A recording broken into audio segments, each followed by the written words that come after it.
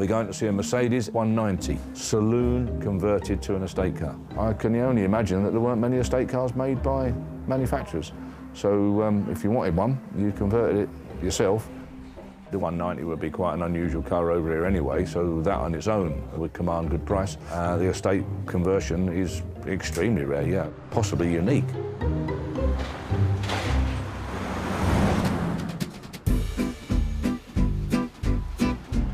My dad's pride and joy.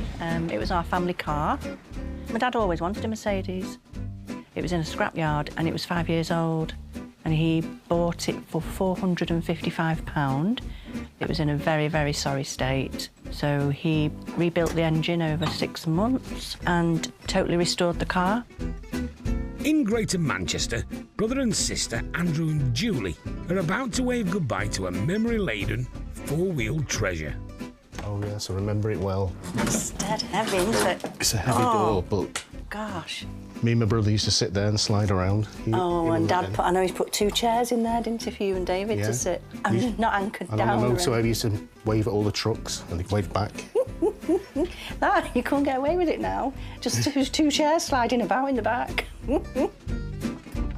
Arthur Plum bought the car, which is a 1963 190 diesel saloon, which had been converted into an estate in 1968. Wow. It looks pretty pristine. It does. Looks really clean, doesn't it? Yeah. Well looked after. Well, he basically strips it all and put it all back together again. When it got to 100,000 miles, Dad rebuilt it, and it took him 6 months. He just took it in his stride. He just loved it. He enjoyed it. Originally, Arthur's concocted estate car would have looked like this, the W110 Saloon, also known as the Mercedes 190. It was unusual for an early 60s car, in that it came in a diesel as well as a petrol-fuelled variant, and diesel was the biggest seller. But that's not surprising. Mercedes were diesel pioneers. Their 260D was the first mass-produced diesel-powered passenger car. Memories of Sundays was my dad in his scruffs all day, coming for his Sunday dinner and back out and tinkering with the car. So that's my memories, really. Yeah, Dad loved it, yeah. I don't know, we might get 5,000, we might get 20,000, I don't know. It's just one of those. I think I just need somebody to care for it like my dad did, really. That's all I want, really. Yeah. An enthusiast who loves the car. Yeah, it'd be sad to see it go. Derek's arrived in Greater Manchester to pick up the converted Mercedes estate, and Julie's husband has turned up to help. Here he Julie, is. Nice to meet you, mate. Nice to meet you. Nice Hello. to meet you, Good mister. to meet you at last, Derek. I am now. Mate, what's your... better half of Julie. Oh, right, mate. Nice, good. We'll see a one-off, aren't we, by the sounds of things? Yeah. Been a little bit intriguing. Did he make this back end, or did he get it off of something? It looks as though it's off of something myself. No, Mercedes made this a saloon, then they made the first estate car. This one was. Yeah. When we say Mercedes, I would imagine Mercedes main dealer or something like that, would it have been? I think so, yeah. Strange, And we've had it isn't 50-odd years. Oh, dear oh Lord, what a strange thing. I don't rate it a lot, to be perfectly honest. I think it's very, very rusty and wants an awful lot of work. But, I mean, really, it shouldn't fetch any more than 2,000 or 3,000 quid, but it might fetch more. Really? Just 2 or 3? Yeah. Wow. So if anybody wants to do it as a labour of love, that's great. Yeah. But common sense tells me it's 2,000 or 3,000 quid because of all the massive amount of work that wants doing to it. Paint with, I mean, there's 10 grand paint job to do to it to make it look nice. It costs you 12,000 quid, and it'll then be worth 8. That's the way the job works, you see. So it's got to be a fellow nutcase. You know, it's as simple as that, really. You know. Yeah, there's loads of us out there. Don't worry about that. Yeah. Loads of us. Oh God, yeah. So if that's all right with you, we'll do it that way. Yeah, that's fine.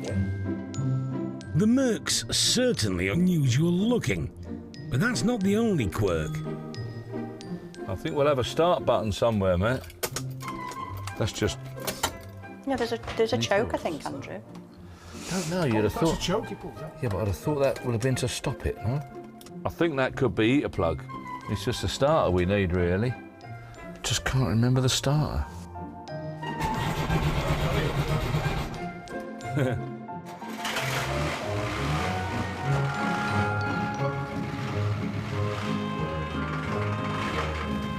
Find it in a minute. Oh my gosh, can't believe how loud it is. Honestly. It's like a tank. Oh, Dad'd be dead pleased knowing Derek's in his car, wouldn't he? Oh, yeah. Sounds like a wagon, doesn't it? It's a one-off. Got to have someone who's a bit of a Mercedes fanatic. Just a question of capturing one before he gets recaptured and put back in home, like, you know. Proper end of an era, that, isn't it? I know, tell me. Interesting how Derek literally walks around and goes, massive amount of bodywork to be done. Right over my head, I tell you. It's finally time to say goodbye to a car that may be a rusty old relic, but is also a repository for decades worth of memories. Got it? Brilliant. Well done. Oh. Lovely to meet you. And you. We'll do our best. See you later. Thank you. See you, mate. Can't believe Dad's car's gone. Oh. I'm just hoping somebody like my dad wants that car. It's all totally empty. Look, it's like end of an era. Weird, but...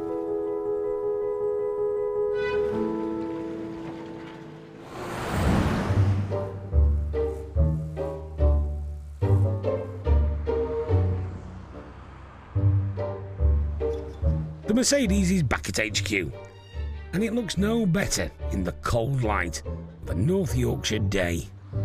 Ooh, it's rough. It is rough. It's rough.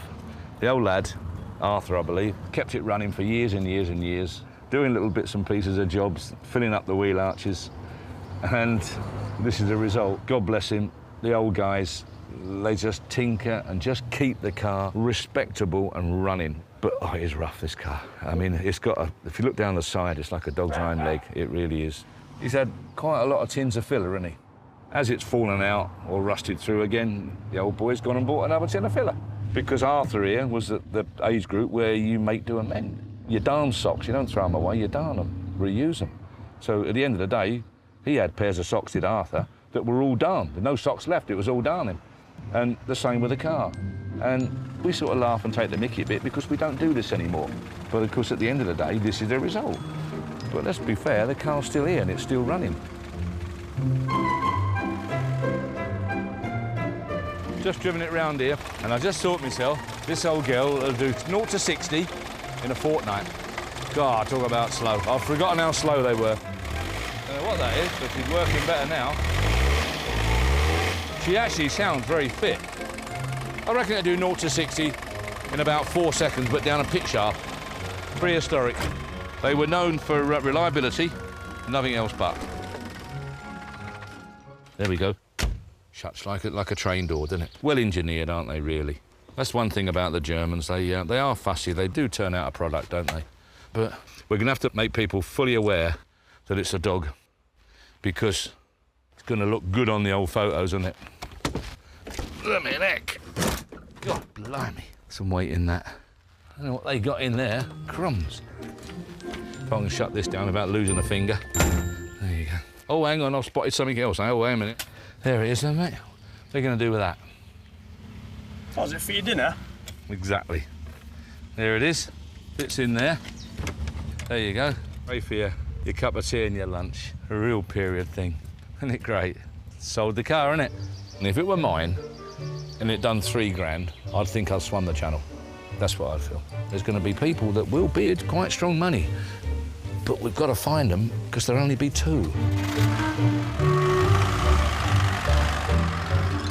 Cracker. Where are we going to be on that? £250 a C250, 60, 70. Look at this old bus.